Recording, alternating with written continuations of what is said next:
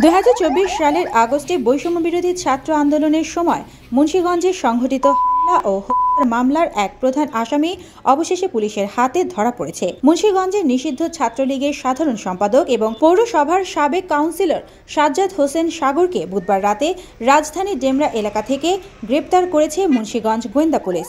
পরে বৃহস্পতিবার তাকে মুন্সিগঞ্জ সদর থানায় হস্তান্তর করা হয়। দুপুরে আদালতে হাজির করলে সজল মামলায় পুলিশের করা রিমান্ড আবেদনের প্রেক্ষিতে আদালত তার 10 দিনের রিমান্ড মঞ্জুর করেন।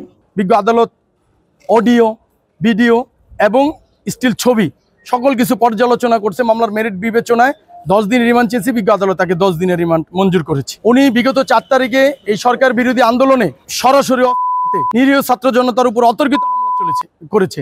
উনি এবং ওনার সহকর্মীদের হামলার কারণেই সেদিন আমাদের 3 জন নিরীহ মানুষ গেছে এবং অসংখ্য লোক সেদিন পঙ্গুত্ব বরণ করেছে, আহত হয়েছে, গুলিবিদ্ধ হয়েছে, হাসপাতালে চিকিৎসা করতে গেছে। সেখানে সাজ্জাদ হোসেন সাগরের নেতৃত্বে হামলা করেছে। ওনার অপরাধের পরিমাণ এতই বেশি ছিল যে ওনার পক্ষে কোনো আইনজীবী দাঁড়ানোর সাহসটা পর্যন্ত পায়নি। সাহস কেন, মানে নৈতিকভাবে ওনার পক্ষে কোনো আইনজীবী দাঁড়ায় নেই। পুলিশ সূত্রে জানা গেছে, গত বছরের 5ই আগস্ট আওয়ামী লীগ সরকারের পতনের পর সাগর দেশ ত্যাগ করে কোরিয়ায় যান। পরে অবৈধ অনুপ্রবেশের অভিযোগে কোরিয়া থেকে তাকে ফেরত পাঠানো হয়। সাম্প্রতিক সময়ে গোপনে দেশে ফিরে ঢাকায় অবস্থান করছিলেন তিনি। 1 মাস ধরে নজরদারিতে রাখার পর অবশেষে ডিবি পুলিশ তাকে গ্রেপ্তার করে। প্রসঙ্গত 2024 সালের 4ই আগস্ট মুন্সিগঞ্জে কোটা সংস্কার ও বৈষম্য বিরোধী আন্দোলনের সমর্থনে জড়ো হওয়া শিক্ষার্থীদের ওপর হামলায় নিহত হন 3 জন: সজল মোল্লা, রিয়াজুল ফরাজি ও দীপজল হন শতাধিক। এই ঘটনায় 3টি হত্যা মামলা ও একাধিক অভিযোগে সাজ্জাদ হোসেন সাগরকে আসামি করা হয়।